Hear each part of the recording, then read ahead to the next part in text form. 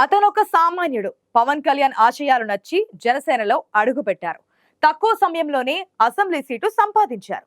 40 ఏళ్ల రాజకీయ అనుభవం ఉన్న కుటుంబాన్ని ఢీకొట్టారు. అంచనాలు లేకుండానే బంపర్ మెజారిటీతో గెలుపొంది ఔరా అనిపించారు. ఇంతకీ ఎవరాయన?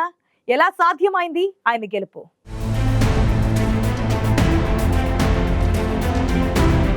రాజకీయాల్లో అనుకోకుండా కొన్ని అద్భుతాలు జరిగిపోతుంటాయి. ఓడలు బండ్లవుతుంటాయి, బండ్లు ఓడలవుతుంటాయి. రాజానగరంలో రాజకీయ కుటుంబానికి ఓటమి రుచి చూపించారు ఓ సామాన్యుడు. ఆయన పేరు బత్తుల బలరామకృష్ణ. రాజానగరం నుంచి జనసేన ఎమ్మెల్యేగా సంచలన విజయం సాధించారు బత్తుల. తూర్పుగోదావరి జిల్లా రాజానగరం నియోజకవర్గంలో గాదరాడ గ్రామంలో జన్మించారు బత్తుల బలరామకృష్ణ. సాధారణ రైతు కుటుంబంలో పుట్టి అంచెలంచెలుగా ఎదుగుతూ వచ్చారు. తాను ఆర్థికంగా ఎదుగుతూనే తన అనుకునే వారికి చేయూతనిచ్చారు. మొదట్లో ఆలయాల అభివృద్ధికి విరాళాలు ఇవ్వడం ద్వారా ప్రజలను ఆకట్టుకున్నారు. సేవా కార్యక్రమాలతో ప్రజలకు దగ్గరయ్యారు. తర్వాత రాజకీయాల్లోకి వచ్చి మొదట వైసీపీలో చేరారు. వైసీపీ విధానాలు నచ్చక బయటకొచ్చి జనసేనలో చేరారు. కొద్ది రోజుల్లోనే పార్టీ అధినేత పవన్ కళ్యాణ్ దృష్టిలో పడ్డారు బత్తుల.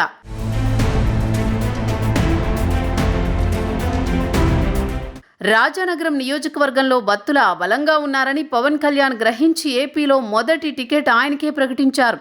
పొత్తు సీట్లు పూర్తిగా తేలకముందే టికెట్ ప్రకటనతోనే బత్తుల విజయం సగం ఖరారైపోయింది. అవకాశం కలిసి రావడంతో బత్తుల బలరామకృష్ణ కష్టే ఫలి అన్నట్టుగా పనిచేశారు.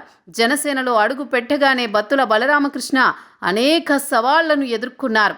ఎందుకంటే వైసీపీ సిట్టింగ్ ఎమ్మెల్యేగా అక్కడ ఉన్నది జక్కంపూడి రాజా. జక్కంపూడి కుటుంబం అంటే తూర్పుగోదావరి జిల్లాలో తెలియని వారు ఉండరు. ఆ కుటుంబాన్ని అభిమానించేవారు అధికంగా ఉంటారు. అలాంటి నియోజకవర్గంలో తనదైన శైలితో జనంలోకి దూసుకుపోయారు బత్తుల. అధికార పార్టీ నుంచి ఎన్ని బెదిరింపులు వచ్చినా బత్తుల అదరలేదు, బెదరలేదు. రాజానగరంలో జన సైనికుల అండదండలతో టీడీపీ, బీజేపీ నేతల సహకారంతో బంపర్ మెజారిటీతో ఎమ్మెల్యేగా గెలిచే స్థాయికొచ్చి రాజానగరం నియోజకవర్గంలో ఔరా అనిపించుకున్నారు.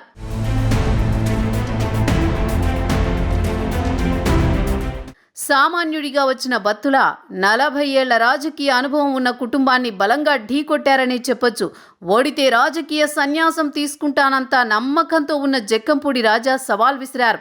ఓడితే రాజకీయ సన్యాసం తీసుకుంటాననేంత నమ్మకంతో ఉన్న జక్కంపూడి రాజా సవాల్ విసిరారు.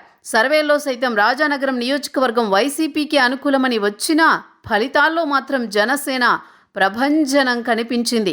తొలి రౌండ్ నుంచి బత్తుల బలరామకృష్ణ ముందంజలో ఉంటూ వచ్చారు. ప్రతి రౌండ్లో బత్తుల హవా కనిపించడంతో జక్కంపూడి రాజా కోటరీ మొత్తం ఆందోళనలోకి వెళ్లిపోయింది. జనసేన అధ్యక్షుడికి రాజానగరం నియోజకవర్గాన్ని గిఫ్ట్గా ఇస్తానని ముందే ప్రకటించినట్లు గెలిచి చూపించారు.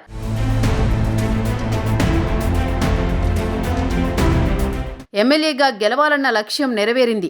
ఇప్పుడు బత్తుల కన్ను మంత్రివర్గం రేసుపై పడింది. జనసేనలో పోటీ చేసిన అందరూ గెలవడంతో ఎవరికి మంత్రి పదవులు రాబోతున్నాయనే చర్చ నడుస్తోంది.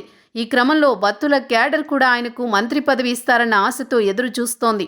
మరి ఈ సామాన్యుడి ప్రస్థానంలో మున్ముందు మరేం జరగబోతోందో చూడాల్సి ఉంది.